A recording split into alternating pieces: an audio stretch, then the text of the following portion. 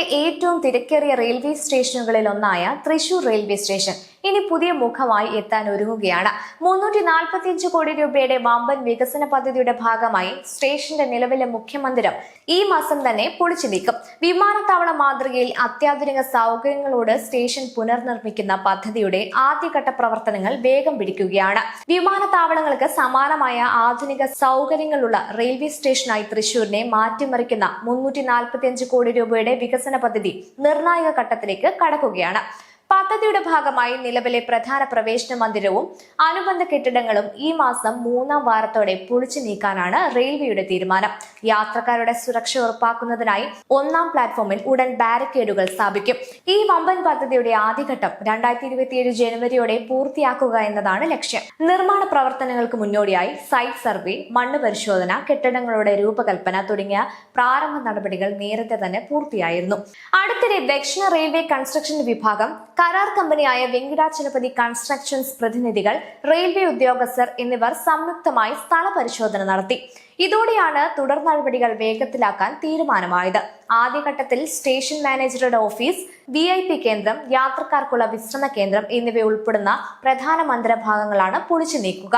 ഇതിനായി മുന്നൊരുക്കമായി 1-ാം പ്ലാറ്റ്ഫോമിലെ ടിക്കറ്റ് കൗണ്ടറുകൾ കഴിഞ്ഞ മാസം പഴയ റിസർവേഷൻ കേന്ദ്രത്തിലേക്ക് മാറ്റിയിരുന്നു.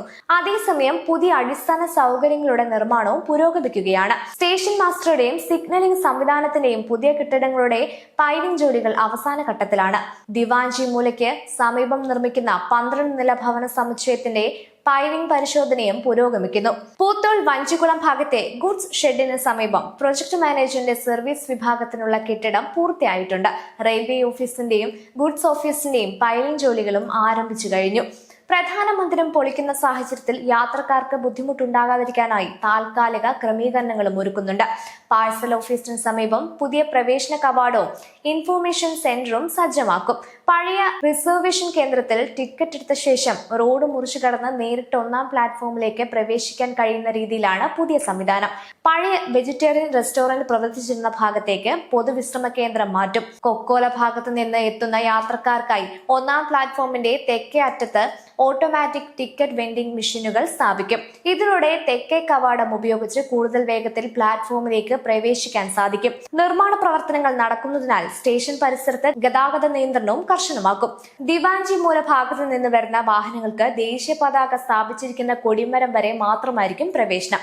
അവിടെ ഓട്ടോ, ടാക്സി പാർക്കിംഗ് സൗകര്യം ഒരുക്കും. അതേസമയം കൊക്കോലയിൽ നിന്ന് RMS ഓഫീസിന് മുന്നിലൂടെ മുഖ്യ കവാടത്തിലേക്കുള്ള റോഡ് പൂർണ്ണമായും അടയ്ക്കും. ഇരുചക്രവാഹനങ്ങൾ പാർക്കിംഗ് കേന്ദ്രം വരെ മാത്രമായിരിക്കും വാഹനങ്ങൾക്ക് പ്രവേശനം അനുവദിക്കുക. തൃശൂർ റെയിൽവേ സ്റ്റേഷന്റെ ഈ വമ്പൻ നവീകരണ പദ്ധതി പുരോഗമിക്കുന്നതിനിടെ സമീപത്തെ ചാലക്കുടി റെയിൽവേ സ്റ്റേഷനിൽ അടുത്തിടെ സജ്ജമാക്കിയ മൾട്ടിപ്ലെക്സ് തിയേറ്റർ മാതൃകയിലുള്ള അത്യാധുനിക കാത്തിരിപ്പ് കേന്ദ്രം യാത്രക്കാരുടെ വലിയ പ്രശംസ നേടുകയാണ്.